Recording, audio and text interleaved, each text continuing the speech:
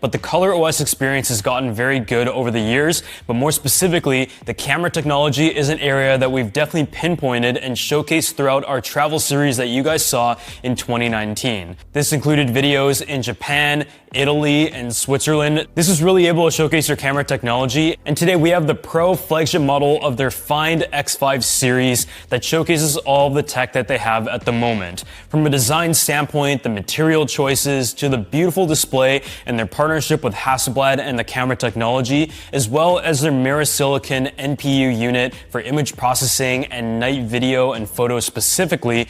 These are all areas that we're really excited to go ahead and check out, and in fact, we're heading to Barcelona very soon with OPPO to be able to showcase these features specifically on the camera. And it's the return of our travel series, and actually the first time that I've flown in the last 2 years, and I'm very excited to be tending their booth at MWC 2022 for the very first time. I want to give a huge thanks to OPPO for sponsoring this video, but as you can probably see, I'm holding on the phone right now. I've given you a bit of a sneak preview, but let's go ahead and take a look at the actual unboxing experience and see what is inside the box. So when it comes to the unboxing experience itself, they kept it relatively simple. You take a look at the front, you see the 5, the OPPO Find X5 Pro branding on the bottom and the 5G logo. And on the side, you're also going to see the fact that they have partnered with Hasselblad, which is really cool. The phone itself is available in 2 different colors, including a white and a black finish. And we're going to talk a bit more about like the ceramic material and the processes behind the seamless design of this new phone in a second. As you go ahead and lift up the box, the first thing that you're going to be greeted with is the kind of box with the case inside of it, your SIM eject tool, and we're going to set that aside and take a look at the phone itself in a second. You can see right here that the phone is actually a pretty good size. Although it is a 6.7-inch display, it still feels very comfortable because of how seamless and nicely rounded it is. And as we put that aside, below that you still have the power brick, and that is nice because a lot of companies have eliminated that completely. But OPPO really does pride themselves on their fast charging technology, which they call Super VOOC, and this comes with an 80-watt charger that gives you 50% of charge in just 12 minutes, which I think is pretty impressive. And as you go ahead and open the first box that was included, you'll see that they've included a silicone case, and I really like that about a lot of these companies because if you're just waiting for your case to come or perhaps want to use this one permanently, it's a great way to protect your smartphone. Now let's go ahead and take the plastic off the phone, and you can see the white color right here is absolutely incredible. You guys have seen me review a lot of smartphones over the years, and my favorite color has typically defaulted to black as well as like the gray finishes. And OPPO has also experimented with many different colors, which include ones that have like a blue finish that changes under different lights, and also the collaborations that they've done. And those are all very cool, but I think this white and black just goes all the way back to the basics and looks very, very sleek. Now let's go ahead and set up the phone though, and in the beginning it's all just like the standard stuff. You turn it on, you sign into your Google account, enable all these different options, and I've elected to go with the gestures instead of the buttons. I've really been trying to get used to that and be able to take advantage of the full screen real estate, and the next step is just to log into the OPPO account, and from there it installs all the different pieces if you want to migrate your info, but we're going to be doing a brand new setup here. When it comes to the actual security aspect, there is a built-in screen fingerprint sensor, which is something that has been around for quite a few years now. The setup process for that was very easy, and as you may have seen in the previous menu, there's other options such as the face unlock, which is just nice to have depending on what you prefer. So now that I've made it to the main menu, the first thing that I noticed right off the bat is that the screen is stunning. It has like a great level of contrast, the vibrance and everything, and on paper it is a 6.7-inch display that has a WQHD Plus resolution. On top of that, it has an A+ DisplayMate certification, 120Hz refresh rate, a peak brightness of 1300 nits, HDR10+, and 1000 Hz instantaneous touch sampling rate. On top of that though, from a user experience, there's 8,192 levels of specific brightness that it's able to tune to based on the auto brightness, and it has a 92.7% screen to body ratio. And just from like first impressions, I can say that the menu feels really snappy, the display looks great, and that is kind of like an expectation of any flagship phone in 2022 or even in 2021, that the display is well calibrated, looks great, has all the supported specs for all the mediums that you want to throw at it, and being a flagship device, I can tell you that right off the bat, this display definitely lives up to that.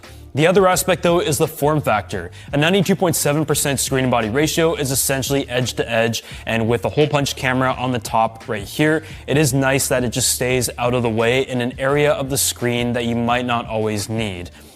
I would say that like a 6.7-inch display phone is by no means small, but this phone in particular does feel really nice in the hand. It doesn't feel too large, it has a nice like curvature to it, and a lot of that is thanks to the design of the entire phone, not just the front edge, but actually in the back and the ceramic material that they've chosen. So when it comes to like flagship phones on the market nowadays, they're comparing against a lot of other models of phones that might come in at a lower price point, but might miss a few features in the camera and also in the build quality and form factor. The display is also another area that typically has a few drawbacks as well. But what is often attributed to like the highest quality phone is the material, and other manufacturers have also tried the material of ceramic in both the watches and the smartphones, and to be honest, it is usually my favorite. It definitely isn't as common because of like the price of material, the weight, and all that kind of stuff, but it definitely has a lot of benefits, and I feel like OPPO has taken advantage of that fully. Going into like the details of it, they call it the nanometer microstalline ceramic back that takes 168 hours to build because it has 45 processes that are required to create like a very seamless design.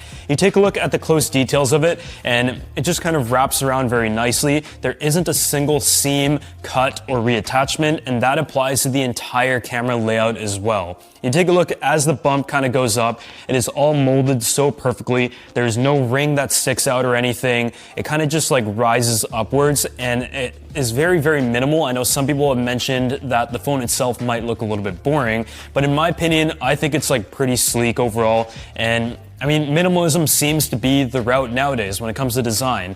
Less is more, and I think this phone definitely does follow that kind of direction. The way the process itself is described is the mechanical alloying of nanoscale particles, microscale fine-grained strengthening, and dispersion straightening at a high temperature calcination at 1000 degrees Celsius. They then repeatedly polish it with diamond knives and a diamond cut to give you this level of precision, shine, and durability. The phone itself is then housed by metal, and the front has the Corning Gorilla Glass Victus. From a durability standpoint, if there's any phone that I would be very comfortable using completely naked on a daily basis without the case that is included, it is probably this because of the ceramic backing and the glass finish on the front. Other than like the clean and seamless look, you'll find the OPPO logo on the bottom here and the Hasselblad just nicely displayed, and I think that partnership being demonstrated, and with the camera and mirror silicone technology being the forefront of this flagship phone from the OPPO standpoint, I think it makes a lot of sense. So when it comes to the camera itself, you have a triple setup on the Find X5 Pro. It has a 50 megapixel ultra-wide camera with a 50 megapixel wide camera below it and a 13 megapixel telephoto camera alongside the top one. Both of these main cameras features a Sony IMX766 sensor with 2 micron pixel size, and all of them have a 1 billion color capture, and the main 50 megapixel wide camera also has a DSLR level 5-axis optical image stabilization, which we're definitely going to test out from the video standpoint, but more specifically when capturing night content, the stabilization is key. Aside from like the hardware side of things, where many cameras actually share the exact same hardware set, the Mirror Silicon X 6nm imaging NPU is what is able to deliver above and beyond from the OPPO side of things when it comes to like HDR, raw video, and also the night video modes. It provides a super efficient AI computing power that uses up to 18 tera operations per second, which makes like 4K night video mode capturing possible for the first time and give you a very clean photo as well. The processor is also capable of capturing HDR video in 20-bit, 120 decibel dynamic range, which is 4 times greater than their previous generation X3 Pro. It also gives you the ability to record real-time RAW down to the pixel level without any compression and to achieve an 8 decibel signal-to-noise ratio improvement. This all comes together to give you the best night experience possible because most phones nowadays in good conditions can capture really, really good images, and so like the raw processing, noise reduction, and just general quality in low light is where a lot of the flagship models have been focusing on, and so I'm really excited to try that out.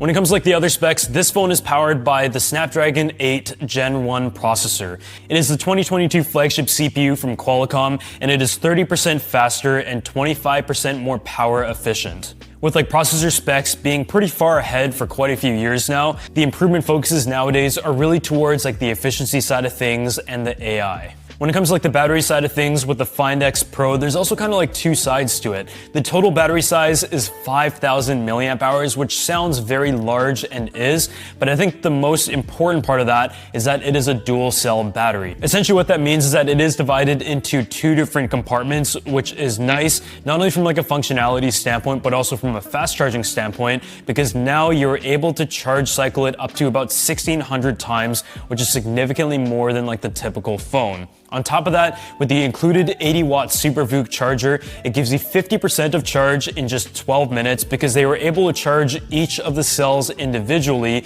at a fast speed without having to overload one individual large battery that wouldn't otherwise be able to achieve that claim of 50% in 12 minutes, which is absolutely impressive. I mean, 50% in 30 minutes seems to be like the industry standard right now.